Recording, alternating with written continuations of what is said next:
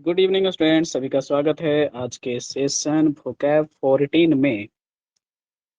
तो सबसे पहले तो आप लोग रेडी हो जाइए और कंटिन्यू बने रहिए। चलिए, तो आप रेडी हैं तो सबसे पहले आप लोग देखिए आज का सबसे पहला वर्ड जो प्रोफेशन और पर्सन चल रहा था उसमें क्या है। तो प्रोफेशन और पर्सन का आज का पहला वर्ड है बेकर।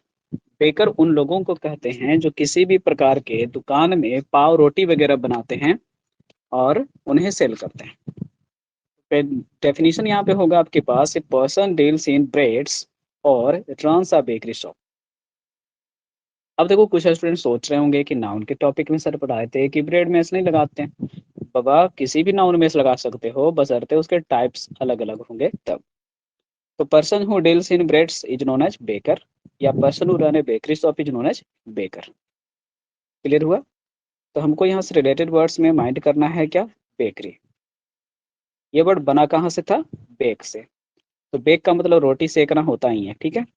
तो यह बेकरी हो गया आपका जहाँ पे पाव रोटी मिलता है, और बेकर वो हो गया जो कि पाव रोटी बेचता है। क्लियर हुआ? अब आके दूसरा वर्ड। हिंदी वगैरह नहीं करेंगे आज के ज़्यादा टर्म में, क्योंकि प्रोफेशनल टर्म और पर्सनल टर्म में है, तो इसमें हम हिंदी नहीं करना चाहेंगे। बुचर का मतलब होता है उस व्यक्ति को कहते हैं जो मटन या चिकन बेचता है। तो बुचर का मतलब कसाई, कसाई भी कह देते हैं लोग, तो चलिए हम भी कसाई कह सकते हैं। पर्सन हु सेल्स मटन और मीट। अगला में है ब्रिक लेयर। समझना ना कि जो राजमिस्त्री होते हैं उनके सहायक को ब्रिक लेयर कहते हैं, ठीक है। जो ईंटा लेयर पर लेयर ला करके मिस्त्री जी के पास में रखता जाता है उसको हम क्या बोलते हैं? ब्रिक लेयर बोलते हैं। तो पर्सन या सपोर्टिंग वर्कर ऑफ ए मैसन। तो मैसन का मतलब हो जाएगा राजमिस्त्री। क्या हो जाएगा? राजमिस्त्री। ठीक है। राजमिस्त्री को कहा जाता है मैसन, जो हमारे घर बनाते हैं। और जो ब्रिक लेयर होते हैं ये होते हैं आपके मैसन के सहायक लोग, है ना। चलिए, मैसन तो मैंने आपको पहले ही बता दिया है कि person who made homes by brick और अदर थिंग्स, यानी राजमिस्त्री। क्या बोलेंगे इनको? राजमिस्त्री। अगर मिस्त्री में आप इस तरह से लिखते हैं तो शायद आप इसी तरह से लिखिएगा, है ना, राजमिस्त्री। चलिए, ठीक है। आज का दूसरा टर्म आपके पास में क्या है? देखिए, अगला टर्म यानी क्या है?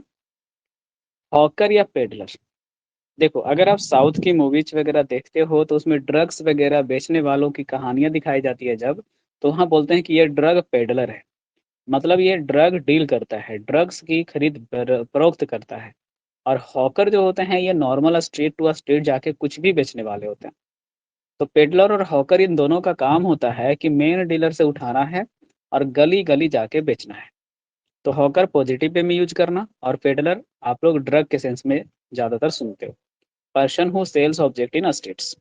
ऐसे ये क्वेश्चन आएगा तो आंसर क्या देना है? हॉकर ही देना है। पेडलर आपको ऑप्शन में ज़्यादातर नहीं रहेगा। बस पेडलर भी इसी टाइप का काम करता है, इसलिए मैंने यहाँ पे रख दिया है। ड्रैपर जो होते हैं वो क्या करते हैं कि क्लॉथ्स और ड्रेसेस बेचते हैं, यानी कपड़ा बेचने वाले को ड्रैपर कहते हैं, ठीक है। तो आप लोग शॉर्ट में इनको याद भी रख सकते हो कि ड्रैपर का मतलब क्लॉथ सेल से है। चलो, मिलीनर, ये आपको याद जरूर रखना होगा क्योंकि ये कम ही स्टूडेंट को ध्यान रखता है। तो खास करके person who sells women hats, एक ऐसा व्यक्ति जो महिलाओं की टोपियां बेचा करता है, ठीक है। आप कहोगे सर मैन और वुमेन के हैट्स अलग अलग आते हैं, तो बिल्कुल। जैसे ही महिलाओं की बात होती है तो इनके हैट्स वगैरह थोड़ा तो डेकोरेटेड होंगे ना। कि आप लोग की तरह थोड़े ना होंगे कि वो प्लेन वाला जो होता है कैप आप डाल लेते हो बस हो गया।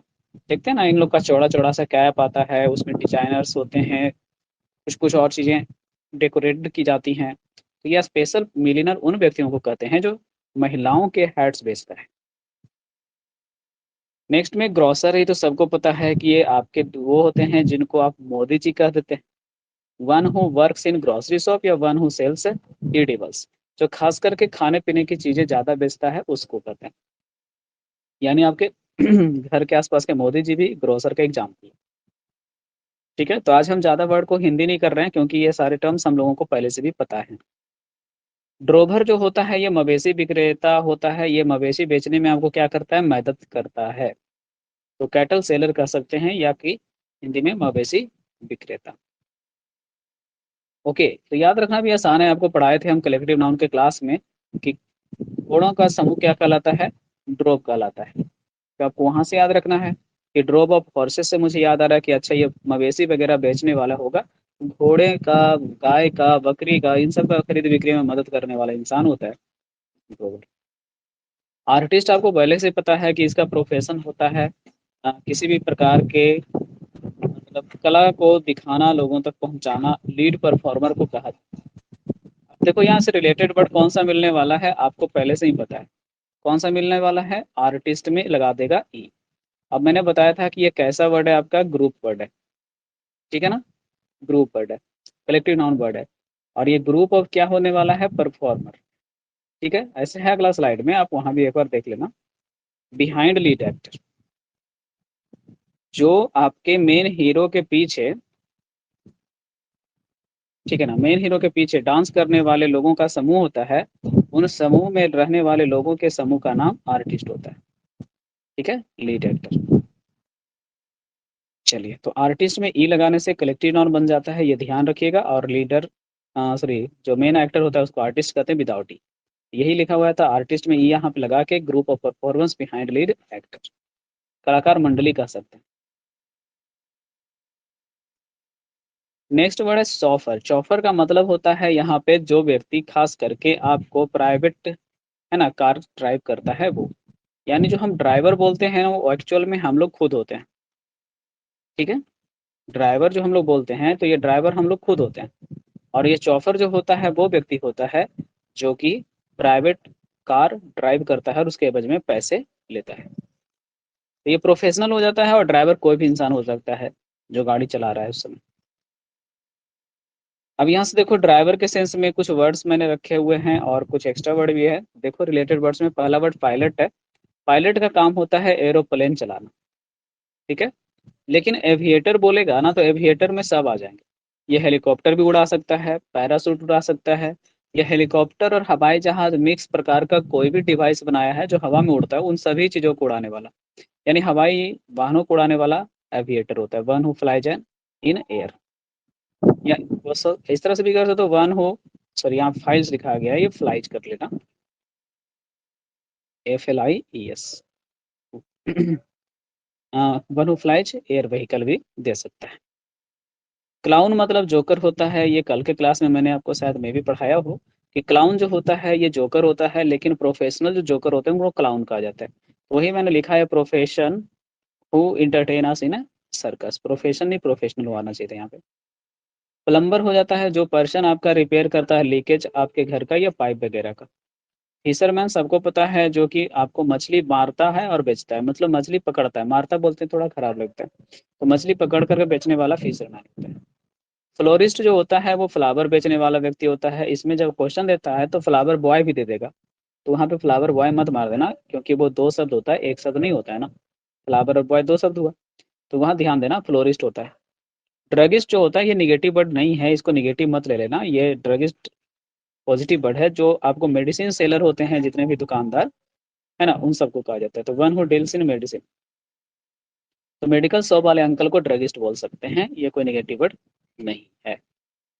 ठीक है, तो अविएटर ध्यान इसमें रखना है क्योंकि ये ऐप का किसी भी प्रकार का एयर व्हीकल उड़ाता है। क्लाउन याद रखना है क्योंकि ये आपका किसी भी सर्कस का लीड जोकर होता है। बाकी आपका कोई खास वर्ड उतना नहीं है जो नहीं याद रहेगा। नेक्स्ट वर्ड आपका वेंडर है, तो वेंडर होता है डीलर ऑफ गुड्स। मतलब क्या हुआ कि ये चीजों का विक्रेता होता है बस, वेंडर। मतलब ये जाके दुकान दुकान नहीं बेचता है, ये भाई इसके यहाँ से लोग ले जाते हैं अपने दुकानों में बेचने के। एक तरह से कह सकते हो ना कि ये कोल्ड स्टोर के मालिक का जैसा हो गया, कि कोल्ड स्टोरेज है, अब कोल्ड स्टोरेज में अलग अलग जगह के स्टॉक्स आके रखाते हैं, तो वेंडर इसी टाइप का व्यक्ति होता है। वैजाबॉन्ड का मतलब होता है dealer who deals by partnering life. मतलब वैजाबॉन्ड हम उन लोगों को कहते हैं जो घुमक्कड़ लोगों को लीड करता है। ठीक है, तो वैजाबॉन्ड का हिंदी में कई बार क्या देता है, घुमक्कड़ नेता भी देता है। तो अब सिर्फ घुमक्कड़ याद रखना, पहले तो याद रखना, वैजाबॉन्ड साइनोनिमस इसका पूछेगा तो क्या देना, वांडरर। मतलब ये खुद तो वांडरिंग लाइफ जीता ही है और लोगों को भी इंस्पायर करता है कि चलो तुम भी।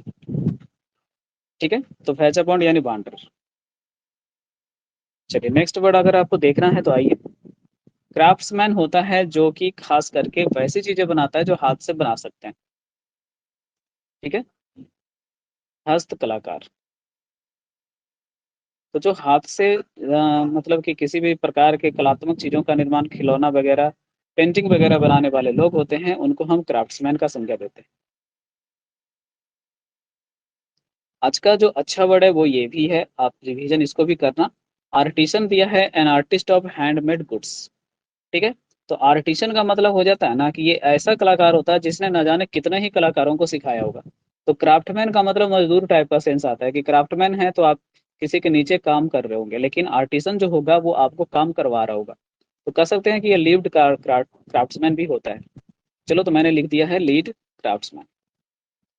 अब देखो, रिवीजन नहीं करोगे तो ये सब चीजें जितना अच्छा से अभी समझ में आ रहा है उतना याद नहीं रहेगा। तो रिवीजन तो आपको करना ही करना है। याद रखना कि क्राफ्ट्समैन मतलब हो गया कोई भी मजदूर जो कलाकारी करता है हाथ का, और आर्टिसन जो होता है उसमें निपुण हो जाता है और ये बाद में लीड करता है, सबको सिखाता है। इन्विजिलेटर आप नहीं जानते, ऐसा हो ही नहीं सकता। तो सबको पता है कि जो पर्सन सुपरवाइज करता है एग्जामिनेशन के दौरान उसको हम इन्विजिलेटर कहते हैं। ठीक है ना। अब बाकी हिंदी में कुछ नहीं करेंगे, इन्विजिलेटर इन्विजिलेटर ही होगा, हिंदी में करना है बस। जो एग्जामिनेशन में सुपरवाइज करता है कौन चीटिंग कर रहा है, कौन कैसे लिख रहा है, कौन क्या कर रहा है।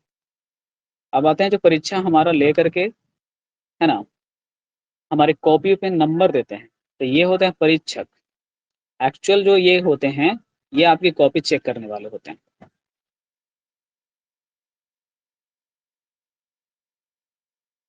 चलिए, तो लिखा है ना, टीचर हो चेक और रीचेक स्टूडेंट्स आंसर सीट। तो ये आंसर सीट चेक करने वाले होते हैं, जबकि इन्विजिलेटर सिर्फ परीक्षा देने में आपकी मदद करते हैं। आपको क्वेश्चन पेपर देना, ओएमआर आपका भरवाना, आपका थंब लेना, ये सब इन्विजिलेटर का काम है। और परीक्षक का काम होता है आपकी कॉपी चेक करके आपको मार्क्स देना। सेफोलॉजिस्ट जो होते हैं ये भी आपका सुपरवाइज करते हैं, लेकिन ये क्या सुपरवाइज करते हैं, इलेक्शन कैसा चल रहा है। तो इलेक्शन पैटर्न का अध्ययन करने वाले को सेफोलॉजिस्ट कहा जाता है। ये वर्ड ऑफ द डे में आप रख सकते हैं। एग्जामिनी आप होते हैं स्टूडेंट, है ना। जब आप परीक्षा देने के लिए बैठ गए हैं बेंच पर, तो आप स्टूडेंट नहीं, आप एग्जामिनी भी हैं। तो a student who appear in an exam, यानी जब तक आप क्लास में पढ़ाई करते हैं तो स्टूडेंट कहलाते हैं, और परीक्षा हॉल में आप एग्जामिनी कहलाते हैं। चलिए, अब एक क्वेश्चन आप लोगों से है, मुझे बताइएगा। जो व्यक्ति आपको काम पे रखता है वो क्या कहलाता है। ऑप्शन नंबर एक है एम्प्लॉय। मैंने क्वेश्चन किया, जो व्यक्ति आपको काम पे रखता है वो क्या कहलाता है। ऑप्शन एक है एम्प्लॉय और ऑप्शन दो है एम्प्लॉयर। जो व्यक्ति आपको काम पे रखता है वो क्या कहलाता है। Comment section is yours. You may comment in the comment section. जो व्यक्ति आपको काम पे रखता है वो क्या कहलाता है। चलिए, थैंक यू आप सभी का रिप्लाई देने के लिए। बिल्कुल सही रिप्लाई आप लोगों ने दिया है, एम्प्लॉयर।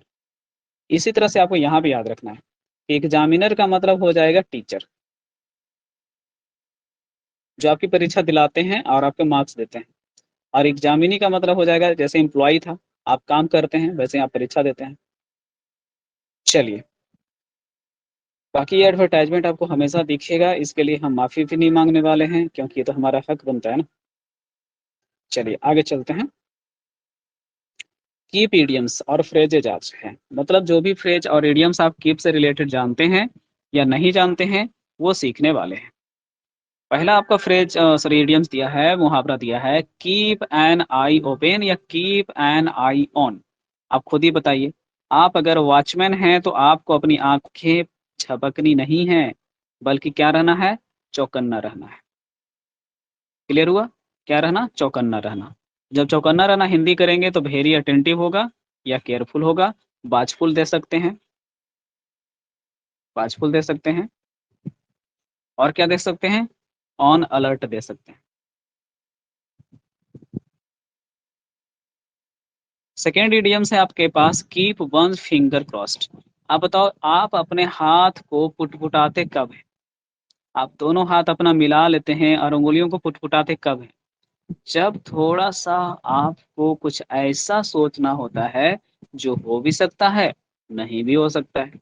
सिंपल है। मैंने ग्रामर वाले बैचेज में कहा कि बच्चों आप लोग बारी बारी से बोर्ड पर आइए और पांच पांच क्वेश्चन को क्या करिए, करते जाइए। अब स्टूडेंट जो बोर्ड पर है वो तो बेचारा बता ही रहा है, लेकिन जो बोर्ड पे नहीं है उसके अगला बेंच वाला लड़का टेंशन में रहे, और वो अपने हाथें मतलब अंगुलियों को पुटपुटा रहा है इस तरह से हाथ में हाथ डाल के। तो कीप वन फिंगर क्रॉस्ड का हिंदी है उत्सुकता पूर्वक इंतजार करना।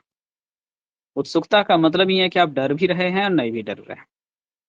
बोर्ड पे जाने का एक्साइटमेंट भी है और थोड़ा डर भी है। तो उत्सुकता पूर्वक इंतजार करना इसका हिंदी होता है।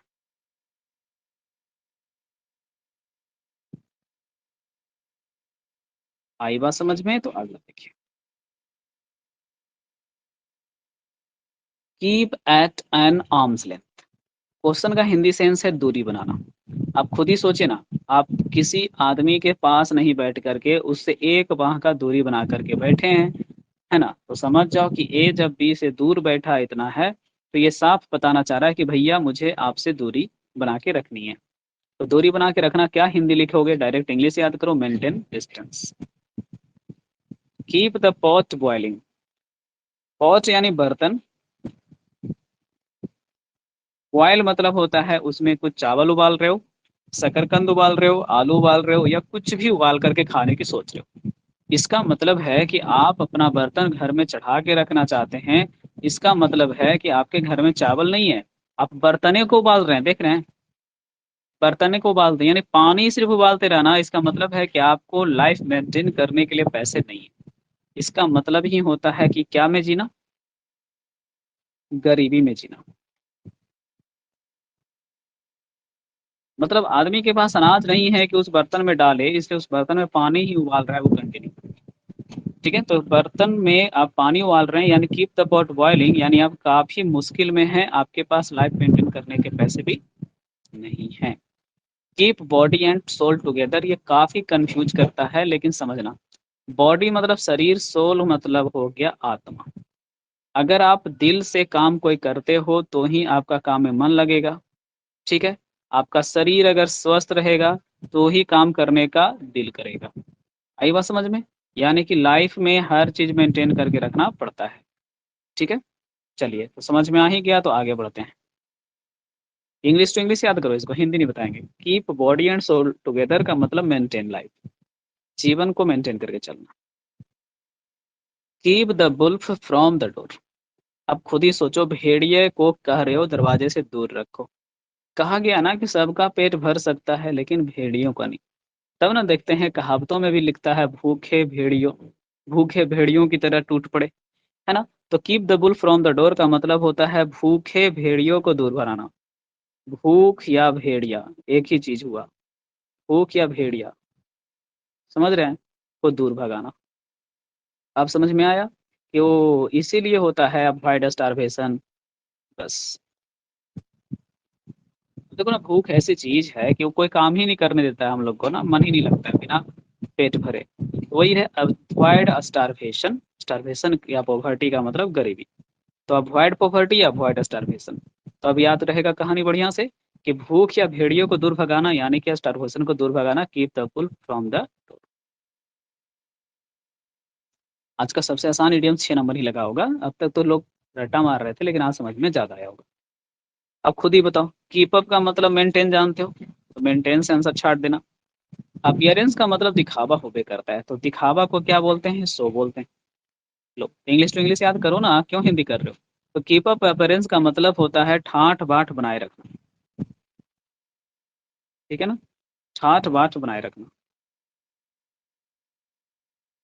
मतलब कि आदमी का स्थिति कितना हो खराब हो जाता है, लेकिन जो एक स्टेटस वो सेट कर लेता है, उसको मेंटेन रखने के चक्कर में बेचारा गरीब और गरीब और होता चला जाता है। लेकिन ठाठ बाट में कोई कमी आने देना हम लोग मिडिल क्लास वाले नहीं चाहते हैं कि जितना पहली बेटी के शादी में खर्चा किए थे उससे ज्यादा ही अगली बेटी के शादी में शादी खर्चा करेंगे, और इसी चक्कर में हम लोग आज परेशान भी रहते हैं। तो कीप अपियरेंस यानी ठाठ बाट बनाए रखना। फॉर कीप्स मतलब है, फॉर मतलब के लिए, कीप्स मतलब रख लीजिए। मतलब कोई आदमी कहता है कि ये पसंद आ गया हमको रख लें, तो आप कहते हैं हाँ रख लीजिए, तो फिर कहेंगे आप कि हम लौटाएंगे नहीं, तो कहेगा अरे बाबा हम बोले रख लीजिए यानी परमानेंट रख लीजिए। याद आ गया? तो फॉर कीप्स का मतलब हो गया परमानेंटली, हमेशा के लिए अपना लेना। ठीक है, अपना लेना, अपना लेना मैंने हमेशा के लिए। आगे बढ़ते हैं। अच्छा, आगे बढ़ने से पहले ये स्लाइड आ गया, तो हाँ थोड़ा सा आप लोगों का सपोर्ट चाहिए। 25 मई से बैचेज आ रहे हैं, जिसमें इंग्लिश सेट है जो कि सबसे नया बैच है। और इस बैच को हम लोग 11 बजे से कर रहे हैं। भले गर्मी बहुत ज़्यादा है, लेकिन कोशिशें मर्दा मर्दे खुदा, है ना। गर्मी तो घर में भी लगता है, स्टूडेंट हर जगह लगता है। तो चलिए निकल के बाहर आइए, और खास करके उन सभी स्टूडेंट्स को मैं कहूँगा जिनका आने वाले समय में एग्जामिनेशन में वेटेज है इंग्लिश सेक्शन का, वो जरूर ज्वाइन कर लें। प्लस क्या है, स्टेनो वाले बच्चे जो अभी एकदम आउट ऑफ प्रैक्टिस हो गए होंगे, क्योंकि वैकेंसी है नहीं उनके हाथ में, ठीक है, तो उन सभी लोगों के लिए बहुत ही बेहतरीन होगा। साथ ही साथ आने वाले समय में आप लोगों को ईएसआईसी के पेपर्स वगैरह, मेंस वगैरह लिखने होंगे, स्टेनो वाले पेपर्स देने हो सकते हैं। कुछ बच्चे डिफेंस लेवल में एनडीए को अप्लाई कर रहेंगे, ठीक है, और सीडीएस अप्लाई करेंगे। तो इन सभी बच्चों के लिए प्रैक्टिस जो होगा इंग्लिश सेक्शन का बहुत जरूरी होगा। तो बेहतर होगा कि 11 वाले बजे वाले बैच में आप लोग ज्वाइन कर सकते हैं। चलिए, अब देखिए एमटीएस फुल सेट तो ऑलरेडी चल रहा है, बस इसमें प्रयास इसलिए किया जा रहा है कि एमटीएस में आप लोगों को पता है कि मात्र 2% ही सिलेक्शन रेशियो रहता है। जो फॉर्म भराता है उसका मात्र 2% ही बच्चे सिलेक्ट हो पाते हैं। तो कोशिश ये है कि हमारे यहाँ जो स्टूडेंट कम से कम हैं, उनमें से अगर 10 बच्चे आ रहे हैं तो 8 का सिलेक्शन हो, अगर 20 स्टूडेंट आ रहे हैं तो 15 प्लस सिलेक्शन हो। तो इस प्रयास के दृष्टिकोण से इसमें हम लोग सोल्यूशन प्रोवाइड कर रहे हैं। सेट का लेवल में भी कोई कमी नहीं लाया गया है। सेट का लेवल भी एग्जामिनेशन लेवल से तो 10% प्लस ही रख रहे हैं हम लोग, ताकि बच्चों को एग्जामिनेशन में फील हो कि हाँ हम ठीक ठाक सेट बना के आए हैं। चलिए, अमन बता रहे हैं 0.02%। वो देखिए उन्होंने अपना एक डाटा दिया है, लेकिन एक्चुअल में बातें कितनी सही है। बाकी इंग्लिश ग्रामर का बैच तो 4 बजे है, जो उसमें सिंटैक्स स्टार्ट होगा 25 तारीख को। आप सिंटैक्स से ज्वाइन करना चाहेगा कोई बच्चा तो उनको भेज सकता है। 9 बजे में हम लोग एक्जुलरी वर्ब स्टार्ट किए हैं, और इसमें हम लोग फिर से स्टार्ट करने वाले हैं मॉडल एक्जुलरी। मतलब मॉडल एक्जुलरी से बच्चे एंट्री यहाँ पे ले पाएंगे। तो जो भी बच्चे आएंगे उनको ये कन्विंस करके भेजिएगा कि देखो भाई, ये बैच ऑलरेडी रनिंग तो जरूर सर के यहाँ रहता है, लेकिन टॉपिक जब जब नया होता है तब से एंट्री लोगे बच्चे, तो दिक्कत महसूस नहीं होगा। और ये 7 बजे वाला बैच ऑनलाइन आने वाला है। सुबह में 7 बजे ऑनलाइन आ रहा है बैच। थोड़ा सा लगेगा अभी कि सर अपना 7 बजे का क्रूशियल टाइम ऑनलाइन वाले बच्चों को क्यों दे रहे हैं, ऑफलाइन को क्यों नहीं। तो मैं कहूँगा कि भाई ऑनलाइन ऑफलाइन से भी बेहतर मुझे समझ में आया है, तो मैं एक बैच अपना ऑनलाइन भी रख रहा हूँ सुबह में। ठीक है, और ये डिजिटल बोर्ड पे रहेगा क्लास इस बार। चलिए, तो ये सारी चीज़ें हैं जो थोड़ा सा आप लोगों का सपोर्ट चाहिए, थोड़ा मेहनत कर दीजिए।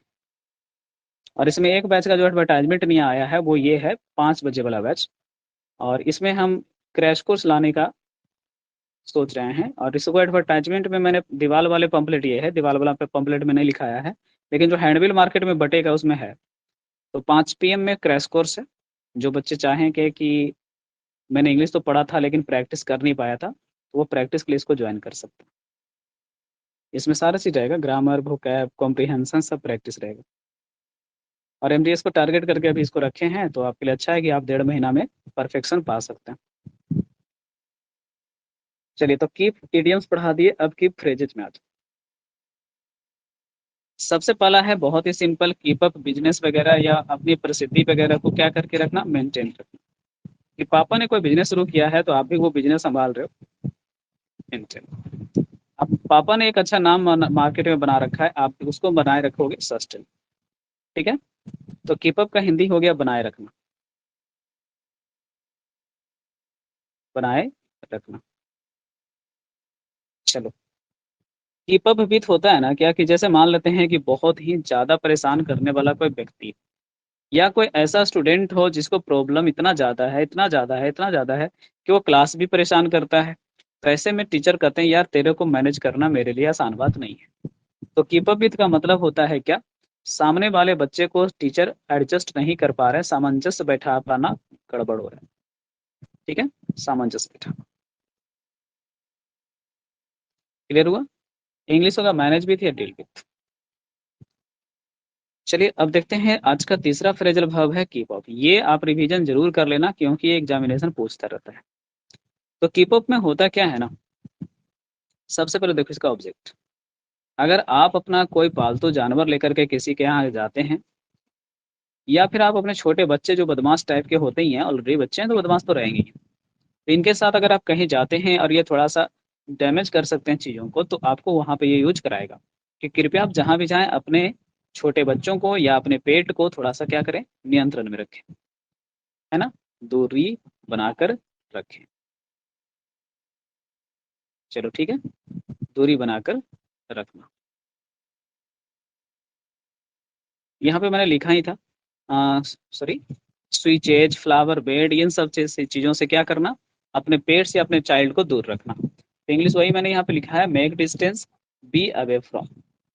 ठीक है, तो कीप अप का हिंदी होता है दूर रखना, खास करके बच्चों वगैरह को। कीप टू का मतलब होता है चिपके रहो, फॉलो करो, नियम से बंधे रहो। तो कीप टू रूल्स, ये पूरा याद रखेंगे क्या, कीप टू रूल्स, इसका मतलब होगा नियम से बंधे रहना, नियम से बंधे रहना। इंग्लिश आपके पास होता है अडहेयर होता है, फॉलो होता है, कमिटेड होता है। ओके, तो कीप टू रूल्स, नियम से बंधे रहना। चलिए, कीप ऑन, ये तो वही है कि आज के घड़ी में आपने कोई काम हाथ में लिया है और आप उस काम को पूरा करें, carry on, go on, continue. यानी आज के आज कोई काम आप हाथ में लेते हैं तो उसके लिए यूज करते हैं जारी रखना, कि आज आपको ये काम जारी रखना है जब तक कि खत्म, ये काम पूरा फिनिश ना हो जाए। कीप अवे फ्रॉम ये भी अच्छा है, जब आप खुद को दूर रखते हैं तब। कीप ऑफ में क्या याद रखना है, ध्यान देना यहाँ से। कीप ऑफ में था ये दूसरों के लिए था, मतलब दूसरों को दूर रखना। और कीप अवे फ्रॉम में है ना कि खुद दूर रहिए। जैसे आप जानते हैं कि किसी की संगत आपका आदत बिगाड़ सकती है, तो आपको उससे दूर रहना चाहिए। तो ये सेल्फ के लिए यूज करना है कि we should keep away from bad boys. वही लिखा है यहाँ पर कि to make a safe distance, avoid और सेपरेटेड, यानी खुद को अलग कर लेना, खुद दूर रहना। ठीक है, तो ये भी आपको रिवीजन करना है। कीप अवे फ्रॉम भी काफी बार फिलर में पूछता है। इसमें अच्छा ये है कि कीप अवे भराएगा जब आगे फ्रॉम दिया रहेगा, कीप ऑफ में ऐसा कुछ नहीं होता है। अब देखो यहाँ से आपको मैंने कहा वर्ड ऑफ द डे में ये सारे वर्ड्स आपने सीखे थे, जैसे ब्रिक लेयर होता था जो मैसन को मदद करता था, पेडलर होता था जो ड्रग डील करता था स्ट्रीट स्ट्रीट जाके, मैसन राजमिस्त्री होते हैं जो घर बनाते हैं, मिलियनर स्त्रियों के हैट बेचने वाले होते थे, आर्टिसन जो होता था हेड क्राफ्टमैन, मैंने आज सिखाया था।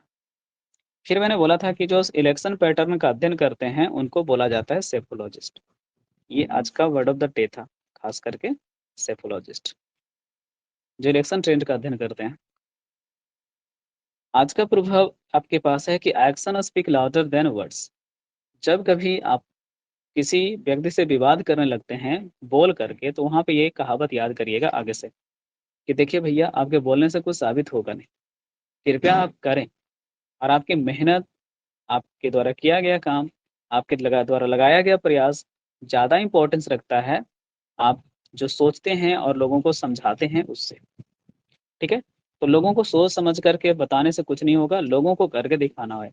वही बात है कि कर्म ज़्यादा प्रधान होता है किससे, वाणी से। तो your report is more important than your tip. ठीक है, आप स्टेटस डाल सकते हैं चाहे तो।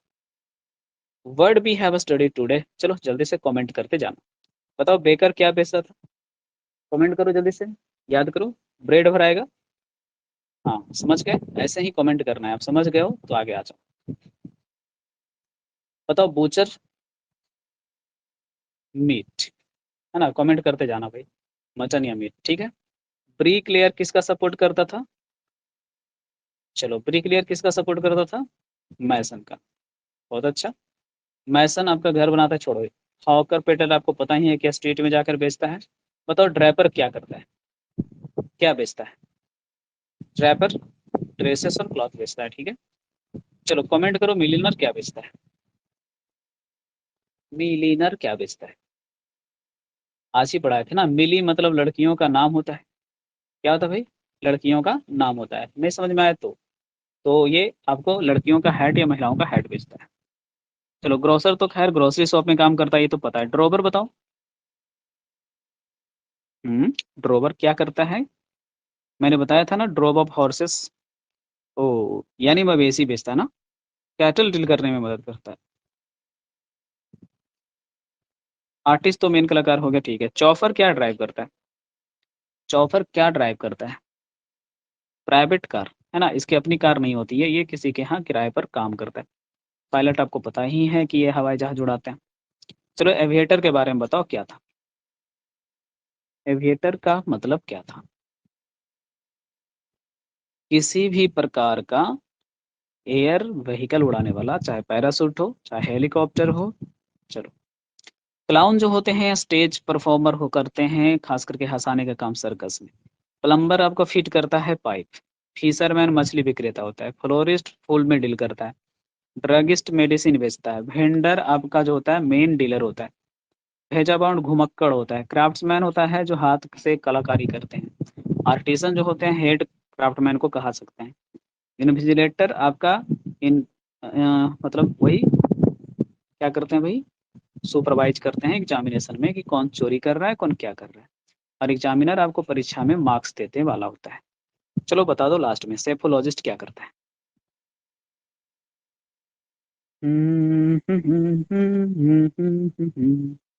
एक कमेंट, दो कमेंट, तीन कमेंट, जल्दी जल्दी जल्दी जल्दी जल्दी सब कर दो। इलेक्शन पैटर्न को सुपरवाइज करता है। चलो, थैंक यू। उसके बाद अब यहाँ पे प्रैक्टिस जारी है। Check your vocab concept now. चलो, पहला answer D D D D, one who deals in cattle, drover, बिल्कुल सही। चलो ठीक है, अब सेकंड का आंसर करो। One who deals in flower, बिल्कुल बिल्कुल बिल्कुल बिल्कुल सही जवाब है florist. Thank you again. One who drive private car, अब इसका बताओ। One who drive private car, बिल्कुल सही जवाब चौफर। चलो, अब उसके बाद आओ। One who flies air vehicles, flies air vehicles. कुछ लोग पायलट ढूंढ तो नहीं रहे थे, बहुत बार सुना दिए हैं आज कि एयर व्हीकल वाले को क्या बोलेंगे? Aviator. One who fix pipes and taps, taps यानी नल। कौन होते हैं भैया? ये प्लम्बर वाले भैया होते हैं ना। चलिए, आंसर इज सी।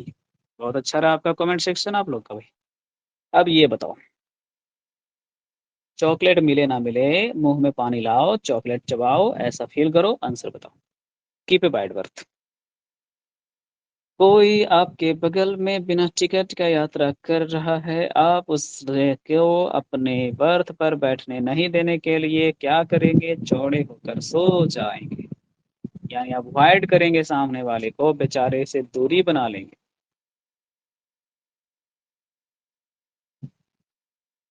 चलो, मेरे हिसाब से तो स्लाइड इतना ही था। ये तो एडवर्टाइज में स्लाइड है ना।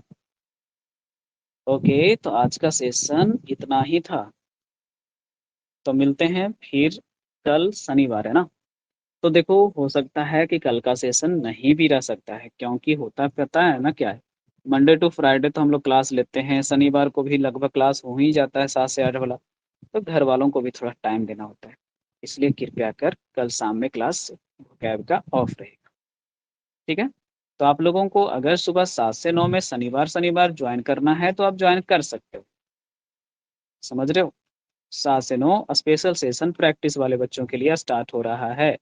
तो कल है 7 से 9 का सेशन ईएससी में।